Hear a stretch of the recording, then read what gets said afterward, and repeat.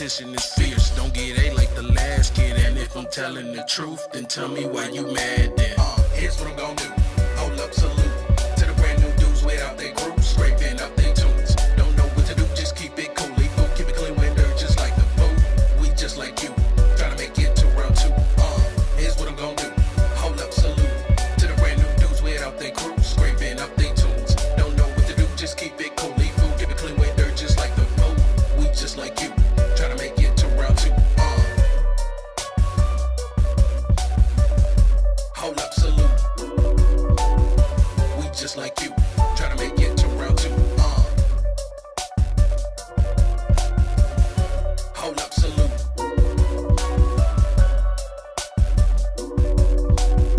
We just like you, trying to make it to round two.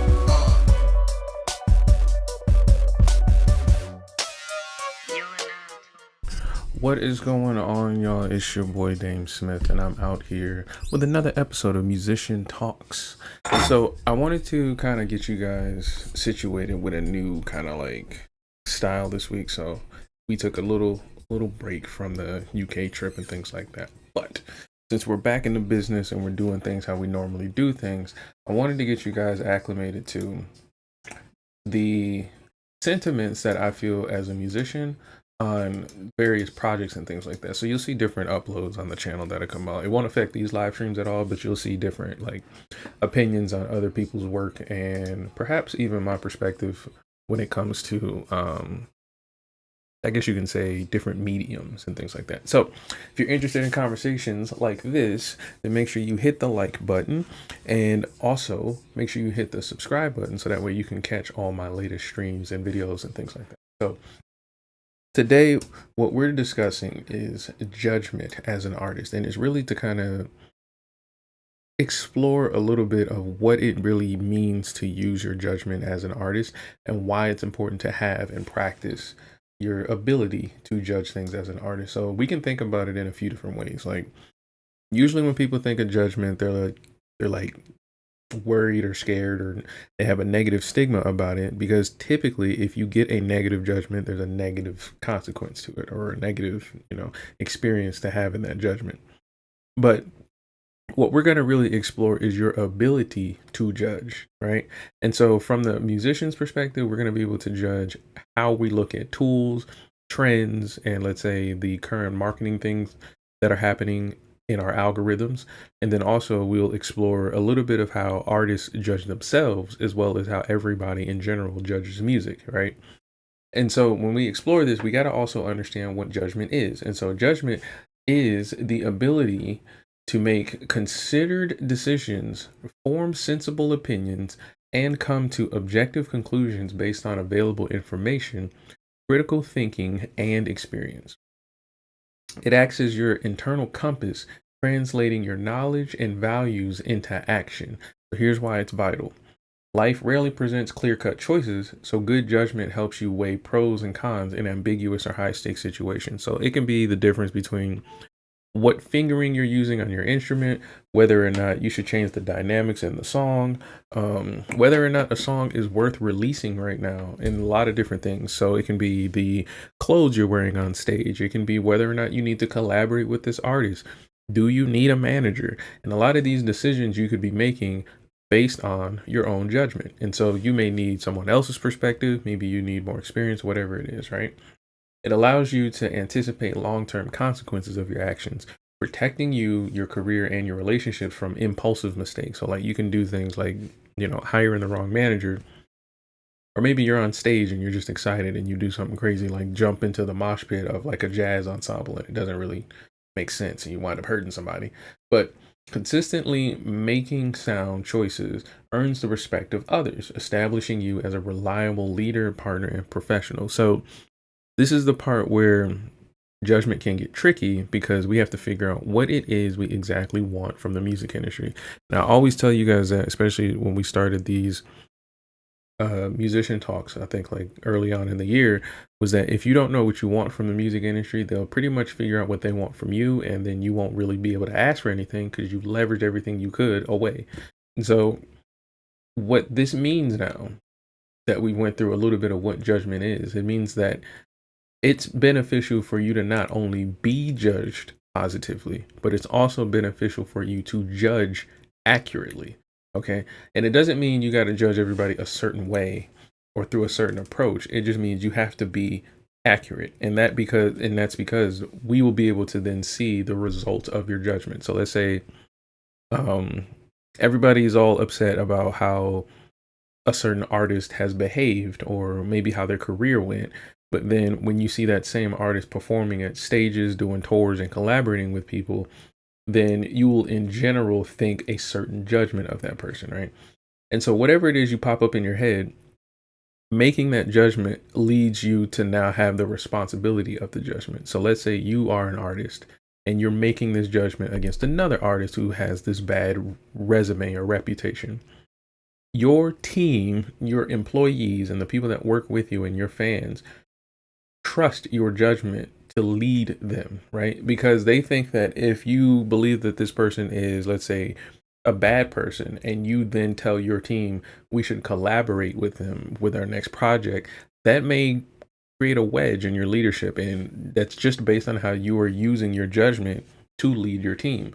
Because in general, we would think, oh, if somebody's bad, don't work with them. But you're saying they're bad and we're working with them. So what is the honest judgment that we see here, right? And so usually when that happens, a leader has to kind of make what they're saying make sense, which doesn't necessarily need to be the truth. And that's where judgment becomes very, very tricky for people, because you can see the outcomes of a judgment and not really understand what the actual judgment is, right?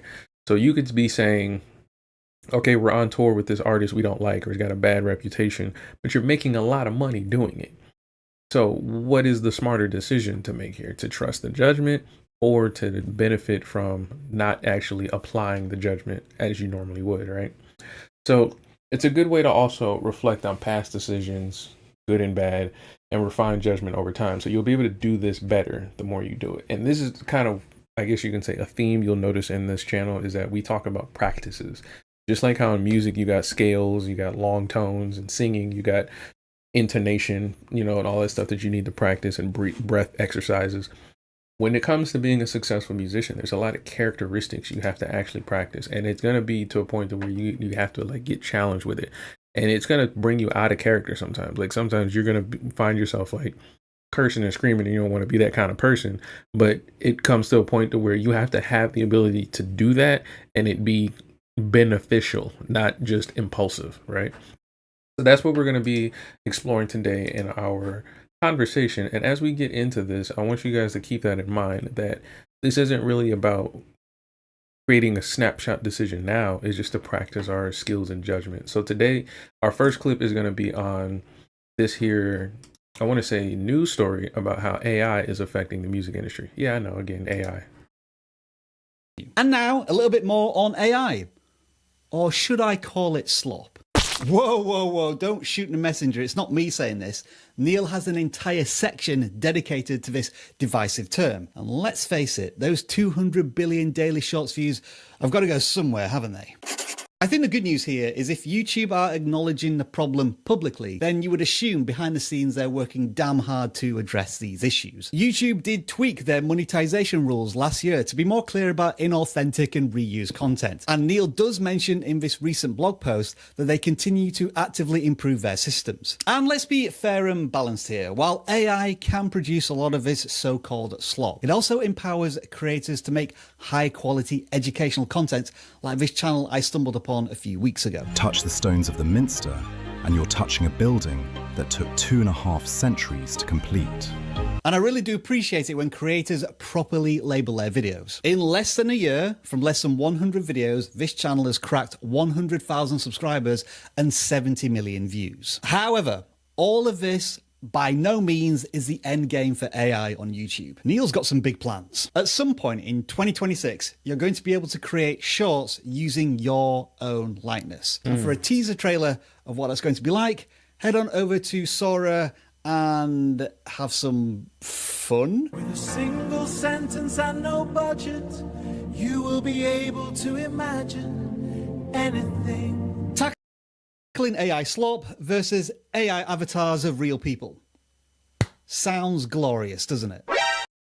Yep. And so what he's really highlighting here is that you're going to see an influx of people who are creating content of their own likeness that aren't actually musicians, aren't actually brands, aren't actually corporations, but also they're on platforms that allow them to then use your likeness, your brand, and your corporation in terms of whatever content they create, right? I guess the only thing that's a saving grace is that they can't outright own what they make. But what do you think of AI content if you do see it in two different contexts? Like, the judgment I have initially is that it's a tool. And so the example of the educational channel who got, I think he said like 70 million views or some shit really quickly is an example of how they use that tool in combination and cooperation with their human intellect and, I guess you could say, exploration of certain topics. But then on the other hand, there's actually oh man, I wish I could find this video. I can't, it'll be too slow. But there's another video I seen where there's channels who will make fake AI avatars to sell products on social media platforms. And basically it'll be like an old man who's like crying in his car, and it looks like a realistic old man crying in his car. And he's talking about how if you can just watch the video for like 8 or 10 seconds so I can show off this thing that I'm selling, which turns out to be some old man themed product that targets old men, right? And they have the same for like young girls, and it'll be like a young girl crying, talking about how she's needs you to watch the video for 8 or 9 more seconds to show you how she can sell these customized wine glasses that she makes, and they're all AI generated and it's not real.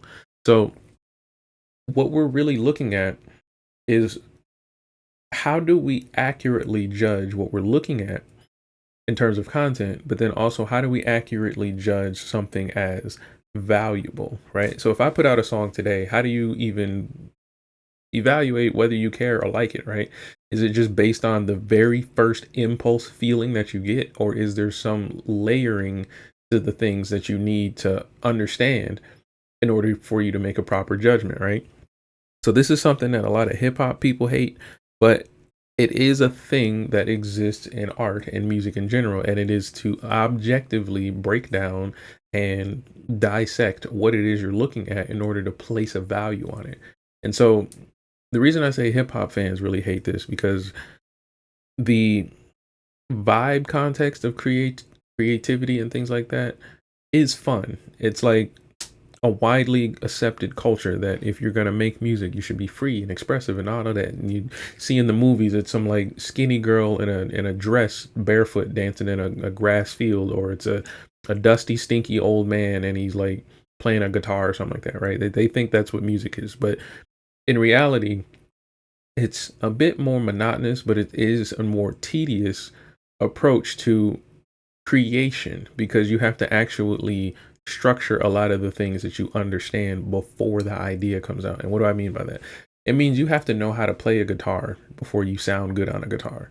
You got to actually know how to sing before we actually start, listening to you sing. So like people who practice are able to get good, but we have to know who is actually good. And so that's how we judge things. So if we have a situation where we can't judge accurately simply the video we're looking at, then that means we can't judge accurately the approach for the video. We can't really accurately judge the intention behind the video, because things may have not been within the control or the constraints that the artist or creator can manage. Like, for example, the historical little AI video, they can't really create a specific way to layer that information unless they use AI.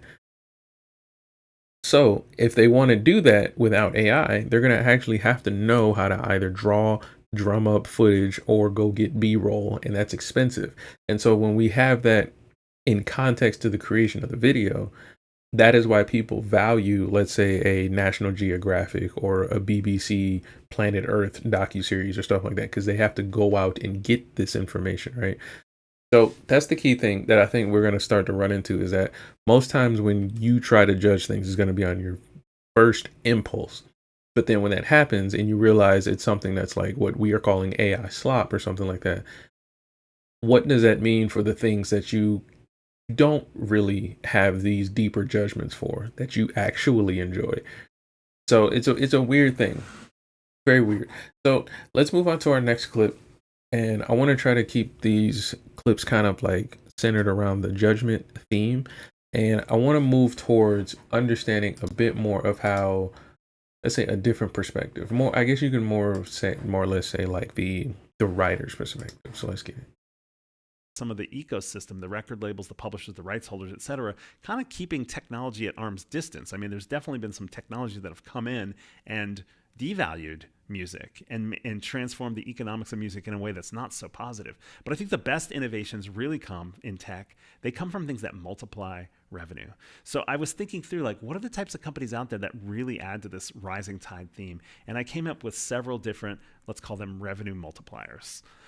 It starts with just understanding the value of catalogs. So catalog value is one revenue multiplier, in the sense that if you don't know what a catalog's worth, you can't figure out how to increase it, right? You don't know what price to pay for it, buying and selling. But then on top of that, you don't really have the benchmark to say, well, what's going to raise the value of this?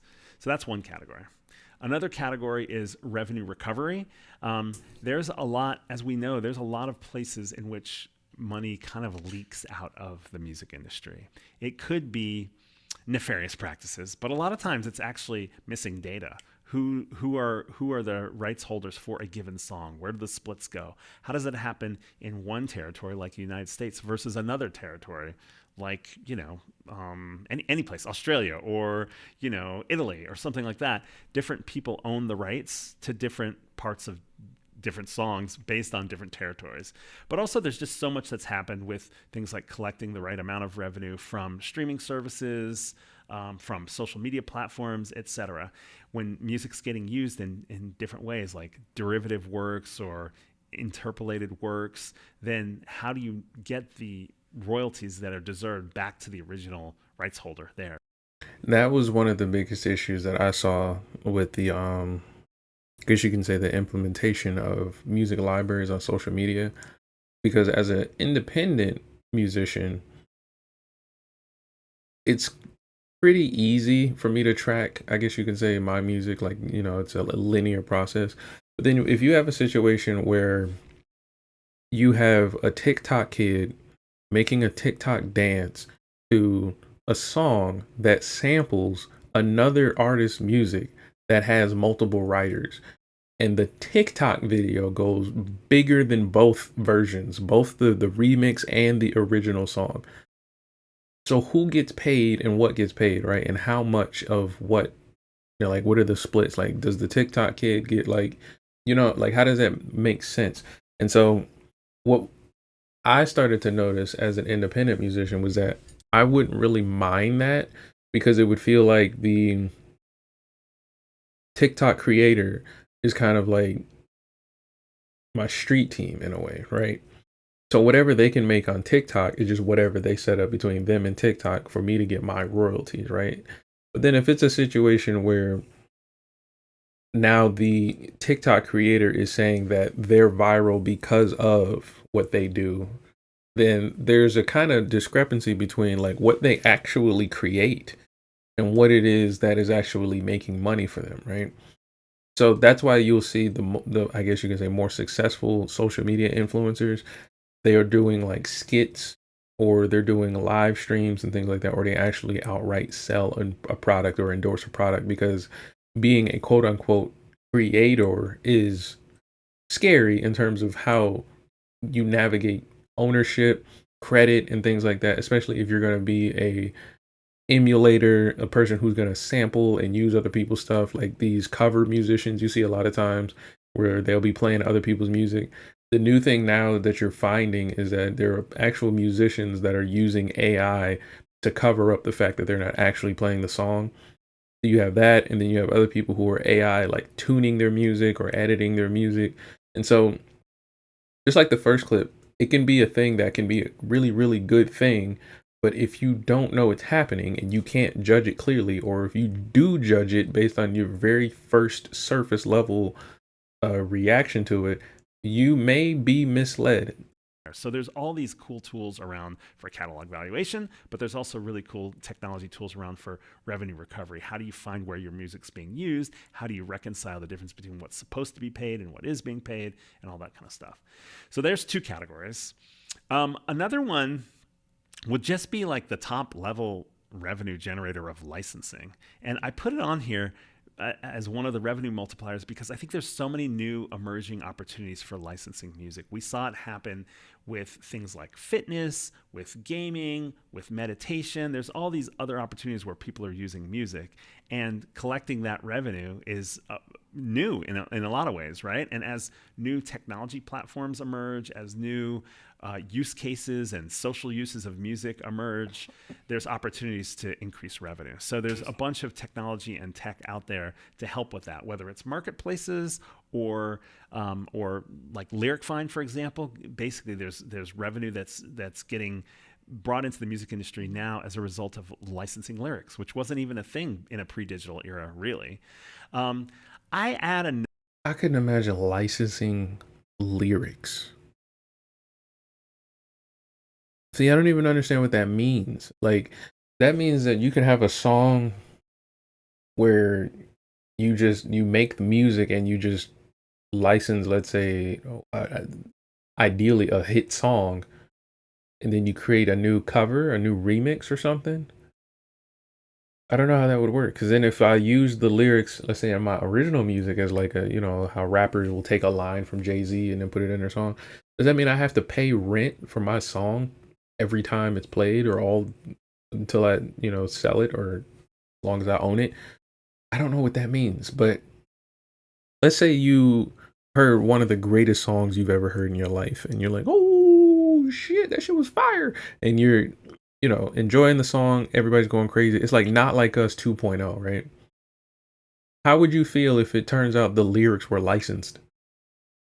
Like, how do you judge that song now? Like Another category here of AI licensing. Technically, it's part of licensing, but I feel like given what's going on with generative AI and the use of training data to train those models, it feels like a whole new category that's gonna probably change what the dynamics are for revenue. So I would add it as its own category. So anybody that's helping with attribution or even with spotting what is and isn't AI, any types of. That's going to be the big one, being able to identify AI technology, because for some reason there's some kind of weird roach behavior where people want to hide the fact that they're using AI.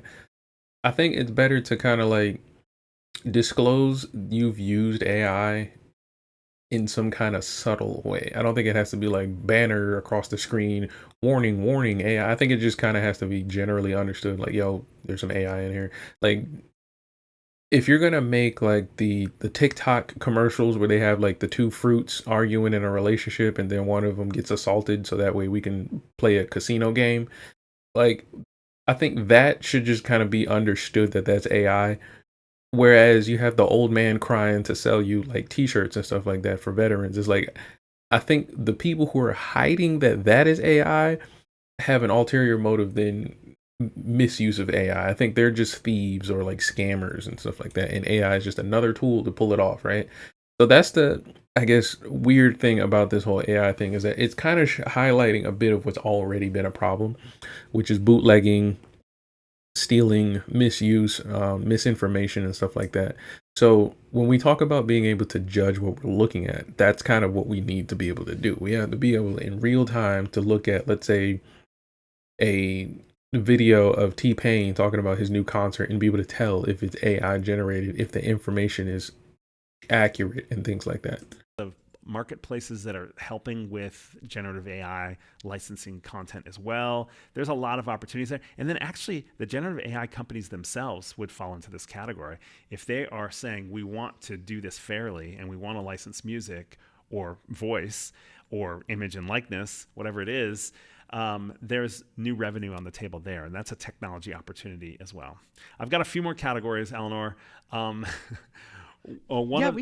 Yeah, keep going. Yeah, all right. One of them is on fan growth. You know, like, how do you get more fans for a particular artist, for a particular album, for a particular scene and genre? There's a lot of technology tools available that if your audience is just bigger, then that's super helpful. So there's a lot of marketing tools that would fall under fan growth as well. And then as a separate category, I would say fan revenue. We hear a lot about super fandom. We hear about premium tiers on streaming, but there's a lot of opportunities, I think, to figure out other ways for fans to pay. It's not necessarily they're buying something new specifically, but it might be more of an experience. It might be unlocking things that already exist within, say, streaming or fandom or social media, things like that. So I'd say fan revenue is its own category.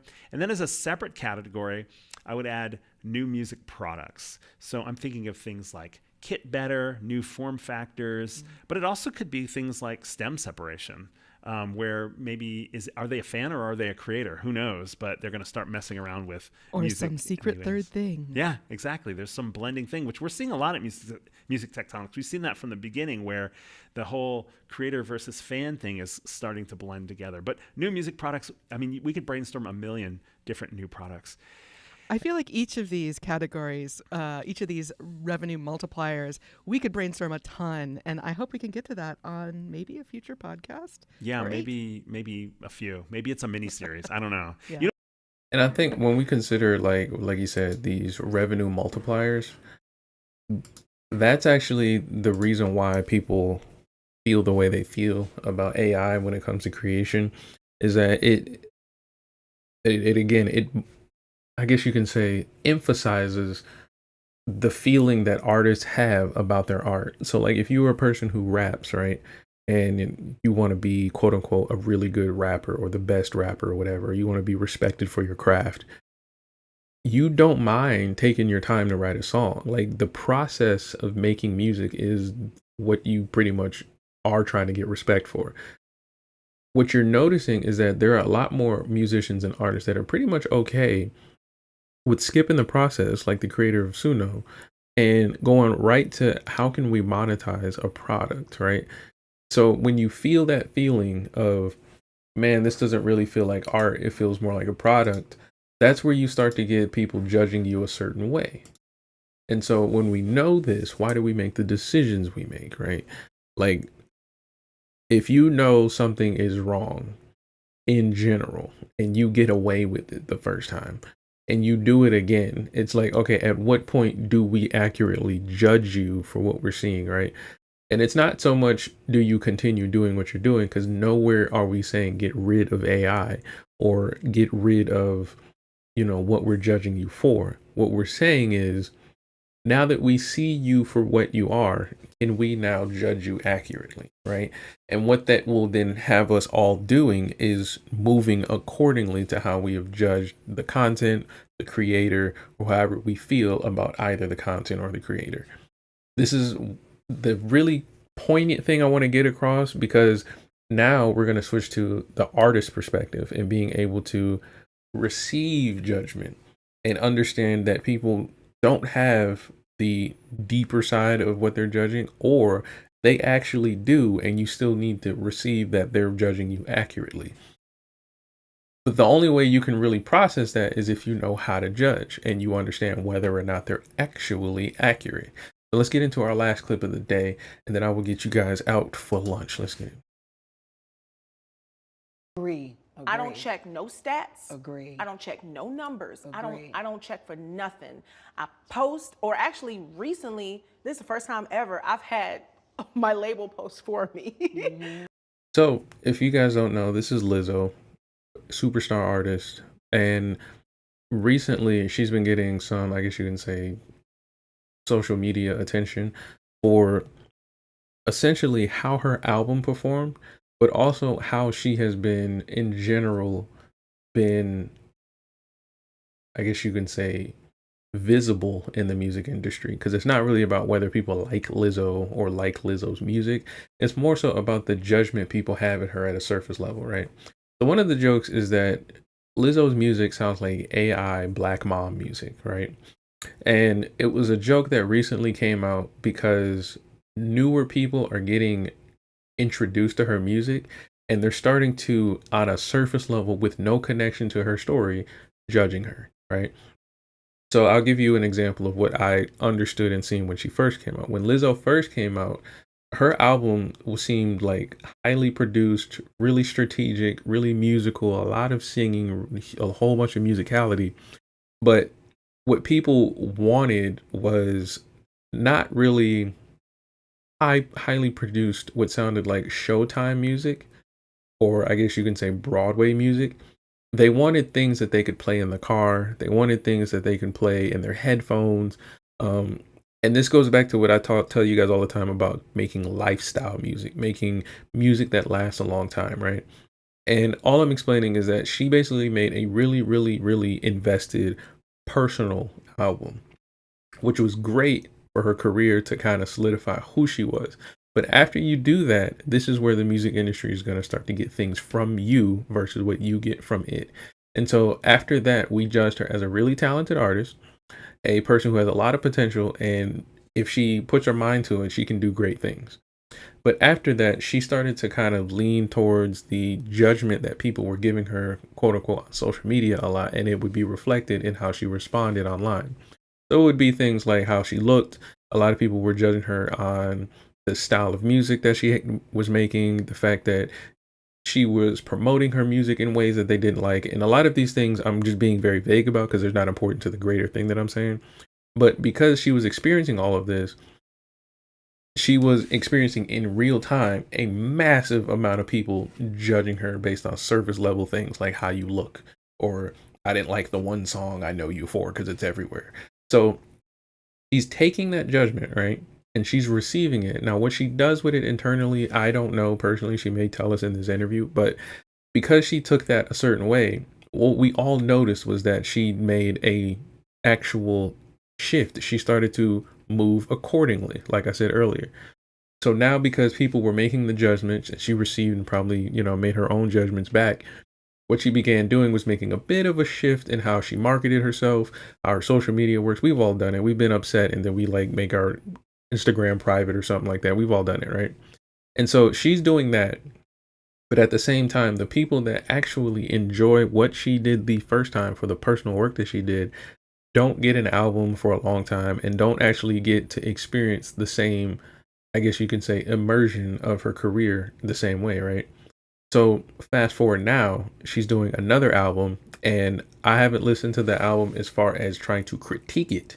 But when you listen to it, it's good music. But the problem that she's facing is that she's speaking directly to the judgment again. She's not making music for listening in the headphones, bumping it in the car, lifestyle music. It's now music that is speaking directly to the judgment. And so people are going to speak directly right back to her judgment. And so for her, this has probably been like a more personal experience than a musical experience, because a more musical experience isn't as personal. Like, it's a bit deflating when you get off stage. Like, I felt it a few times where like you'll be playing and it'll be like really immersive. You're all in the song and stuff like that. The crowd goes crazy and then you have to leave. Right. And so for her, I think because it's not translating off the stage or out of the studio to how she may feel on the track and how her really, really close fans that support her feel, it's not translating to the general judgment she's getting. She's trying to navigate that. I'm not going to say she's taking it good or bad, but I think she's trying to navigate that. Another artist I've seen this happen to was Megan Thee Stallion. Megan Thee Stallion, she was doing a lot of really, really like technical rapping. Like, it wasn't even like just booty shaking rapping. Like, it was like, wow, she can like actually like hang with the pros. And then eventually the judgment of people started to come in, right? People didn't like how she dressed, again, how she looked. People didn't like the topics and things she would bring up in her music. And then also other artists were beginning to start to share their judgments about her as well. So then what happened? She started to move accordingly to the judgments again. So now when you have people saying, oh, I don't like you, you don't like this, you're not really what I think you are, or I hate that you look this way, or I hate that you make music about these topics, she started to move accordingly and then change how the music sounded and what the topics were about to respond to the judgment. So now if we fast forward to, I guess you would say like an album or two ago, there was a lot of very angry, very direct, I guess you can say, adversarial music coming out, and the lyrics were very, very direct. It wasn't music, again, that you could just listen to your headphones, just have it bumping in the car. It was very like emotionally driven, very poignant, very angry. And so after that, the judgment started to respond back to that album, and most people kind of felt the same way about Lizzo, where it was like, we can tell this isn't about music anymore, and the only people that do care about this kind of music are the people that kind of caused this, right? So fast forward again to our current Megan, and we have Megan talking about more softer tones, softer topics and things like that. And that comes from, again, moving accordingly through the judgments that she has dealt with before. Because if, all in all, if we never said anything about Megan or Lizzo or her or anybody else, Tim's, whoever it is, the things that you're going to notice is that they get to just create music. But what you have to now navigate as an artist, especially when you get to their level, is you have to literally navigate, are people judging you accurately? And what they're accurately judging you on, can you, or does it matter for you to actually worry about, right? So let's say Lizzo wasn't what people wanted her to look like, but she's an amazing musician. Does it matter? And you see how that kind of like just helps you dictate how you move in your career. Because if Lizzo cared about how she looked, then that's one thing. If Lizzo enjoyed how she looked, then that's one thing. But if Lizzo is a musician, then how she feels about how she looks is technically not important right now. It's important to the brand and marketing. Like, we still want to see a beautiful, happy, healthy Lizzo. But the key thing we have to understand here is that decision can't come from an impulse of some random voice on the internet that just doesn't like what you look like immediately. Okay. And so that's what you're going to notice her explain, is a bit of how this journey of navigating all this judgment and things like that had helped shape her career. Because I don't even want to be in that world anymore. Something about the internet has changed. And mind you, I love the internet. I'm a part of that generation of artists who we kind of really got started off of the internet. But it's so toxic now, Lizzo. It's not even like where the real people are. It's not even where the real people are. Like the real people are in the streets, the real people are in the stands. But you're also a very opinionated person, and you want to be able to share your opinions too. Correct? I don't. You don't. You don't. You don't. So you see how Gail is a little bit confused as why she don't, and I'm sure she's just kind of like nudging for the interview. But let's say personally, she's like, "Oh, why don't you?"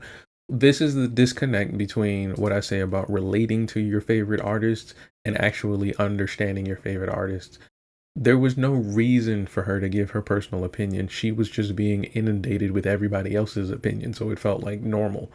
So that's why she's saying the internet is toxic now. It was always toxic. It was just that she never got exposed to what was really out there. And then when it was really out there, now she's like, oh, okay, I'm not that type of person to be doing this, right?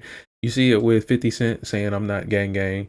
You see it with a lot of artists where they just kind of get off of social media because there's really no point, right? So that's what's really the point here, is that Lizzo wasn't the one that was giving her opinion. She just made a song or an album that was about her personal life. Girl, no, I don't want to share my opinions on nothing. Okay. You know what? You know where I like to share my opinions now? In person, over tea, over alcohol. Okay, the new music, because it was Love in Real Life. What is the name of this music? Because I still don't know what is the name of this music. Have you decided? The album is called Bitch. That's what it's called? After the song. I always have a title track, and I thought that this song was perfect.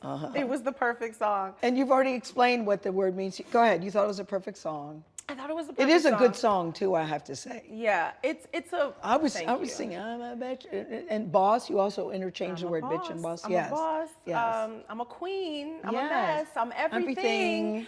In between. Yes. Yeah, it's a reclamation, you know. In the album cover, I am standing in this like beautiful celebratory pose, and it's like smiling in the face of any negativity or any views or anything like that. And I want to encourage. I have a special note in my vinyl and in my CDs to all my fans who buy the music to reclaim anything. Claim the word. Reclaim whether Anything. it's bitch, whether it's the way I reclaimed fat. And I'm like, oh, I'm fat? Yeah, I have fat and I have a fat ass. What's good? Like, you know, I reclaim these things that are hurled at me and I turn them into something that empowers me. And I take the power away from the person throwing them at me. Okay, so I understand why she said what she said, right? And I let it play because I was waiting for her to get to like, you know, a complete thought. But essentially what she's doing is what I explained, even with this new album, Bitch, because this reclaim thing is a reaction. It's not a creative action. Like, it's not an intention. Like, it's not like I have something I have to say regardless of how you feel. It's I feel a way about what you're saying, or I heard what you say, and this is what I think. It's a reaction, right? Now, this is technically not a bad thing for the music business. This was really, really helpful for 50 Cent and Ja Rule. This was super helpful for Gucci Mane and Young Jeezy. So it's not like reaction music is a bad thing. Drake and Kendrick is a great example. The point I'm making here is that these things that she's reclaiming come from people that technically don't support her, because she's reclaiming things that I generally would assume her fans aren't saying to her, right? Fat, bitch, and you know, all these other mean things you could say to a girl. I don't think that her fans are the ones saying this. So the music her fans are gonna have to experience is her reacting to things that she feels are negative and she wants to reclaim for positivity. Now, she can package this, like she said, into trying to turn that experience into something that she can relate to with her fans, right? But you got to keep in mind, can you listen to it in the car? Can you just bump it in your headphones and stuff like that? This anthemic music works, but you got to be careful about how people are going to judge the music, because you need people to judge the music, not your experience. and I have a fat ass. What's good? Like, you know, I reclaim these things that are hurled at me and I turn them into something that empowers me. And I take the power away from the person throwing them at me. And I want to encourage everyone else to do that. Yeah. I mean, the whole thing about your weight has been just an ongoing conversation. Yeah. Ever since you came on the scene, actually, really. Yeah. I mean, people seem to, you were criticized for being overweight. You were criticized for losing weight. You call it big girl skinny, your words. You were criticized for, does she not embrace her body anymore? Where do you stand with your body today? How do I not embrace my body? How could I not, honey? I stand in the same place I've always stood. Which is? I love my body. I love myself. But people say, why would she lose weight if she loved her body? Well, because I was going through a transformation. I had a really kind of intimate period in my life where I was working on my mind, my body, and my spirit. I made an intentional decision to release. I released the anxiety I was going through. I released depression, and I also released some weight on my body. I'm not a skinny person. I will never Are you trying to be as thin. Are you trying to be a skinny No. person? No. I don't think I could. You could. It's just gonna take a huge lifestyle change. I mean, if I came out today as a brand new artist with this body, I would still get the same criticisms I got. You would back still be in considered 2019. overweight. Absolutely. And I still get fat jokes. People still make fat jokes about me on the internet. Nothing's changed. We're all good. And my real ones who know me, the people who truly know me as an artist and follow me, they get it. They understand what self-love means. They understand that it's a journey, you know, and they don't put me in a box where I have to stay the same forever. Because I've always promised that I'm going to change. Okay, make music about that right there. That sounded way more inspiring. That sounded way more helpful. I don't know, for me, like a way more attractive approach to making music. But that's kind of my point about, like, I don't know if it's her or her management, her leadership that's leading her to lean into the reclamation of bad word thing. But yeah, lean more into positive music, because if you are in a bad moment, you don't want to angrily reclaim the bad thing all the time. Sometimes you want to just chill in the car and listen to some nice stuff, like nice stuff that inspires you to do nice things and makes you feel nice. What self-love means. They understand that it's a journey, you know, and they don't put me in a box where I have to stay the same forever. Because I've always promised that I'm going to change. And what was most helpful to you in losing the weight? Because there's all sorts of speculation. You made it clear, I didn't do, you said you tried GLP-1s, but it didn't work for you. So to answer your first question, which was really scary and controversial for me, I was like so nervous to put this on the internet, but I started eating meat, animal protein again. And because I had been Okay, before she explains this, okay, if she hasn't been eating meat and she was the size she was, that means she wasn't truly tracking her food as a vegan or vegetarian. And so what you'll usually see with people who aren't eating meat, but they still aren't healthy or at a healthy body weight, they're not getting the proper macronutrient ratios, right? And so we're not going to, because I know what she's going to say, but we're not going to blame it on it being animal byproduct. It's a protein thing. And you can get a lot of protein from a vegan diet. It's a whole lot of protein from a vegan diet. So what we're really seeing is that she was overeating in calories, possibly, because a lot of us do, but she also wasn't getting the proper nutrients, right? Because if you have a situation where you are very active, but you're still not putting in enough nutrients, like let's say I'm 250 and I'm supposed to get like 230 to 270 grams of protein or something like that, right? Let's say you do that, right?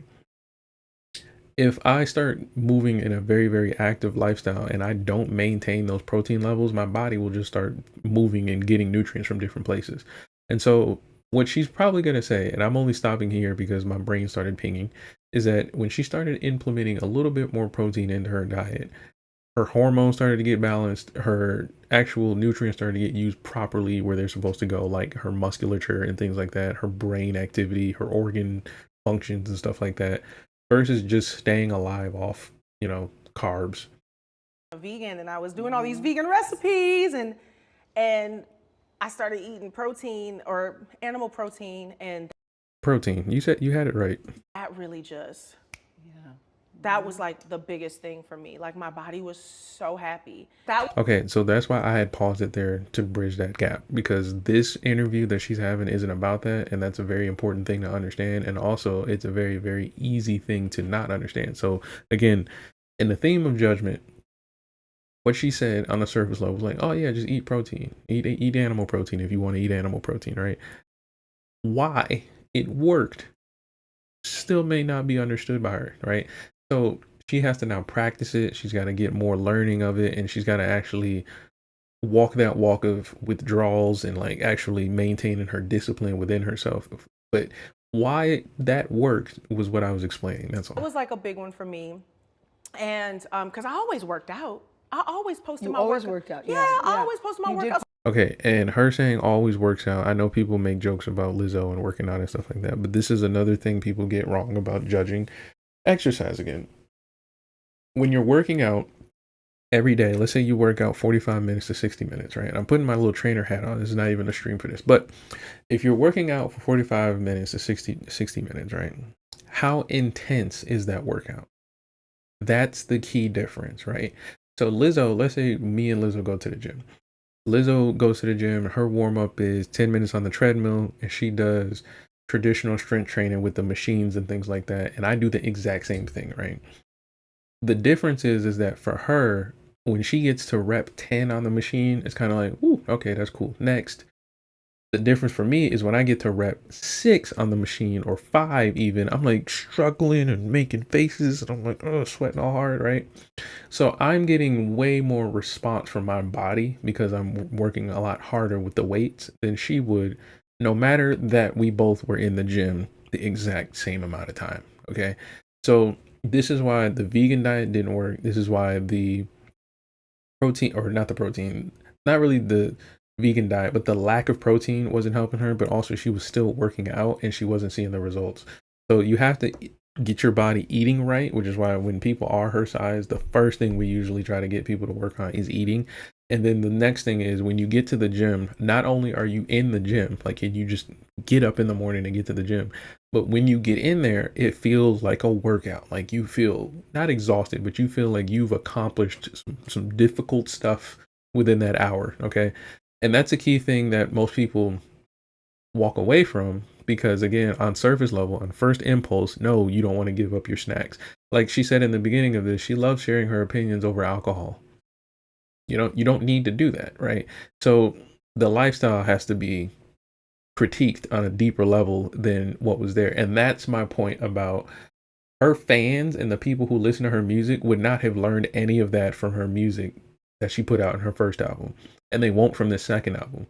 Because unless you make music about that lifestyle and make music within that lifestyle, like I said, lifestyle music, I can just get on the gym, put my headphones on, and throw some Lizzo on for 60 minutes, and I feel like I didn't, miss a beat.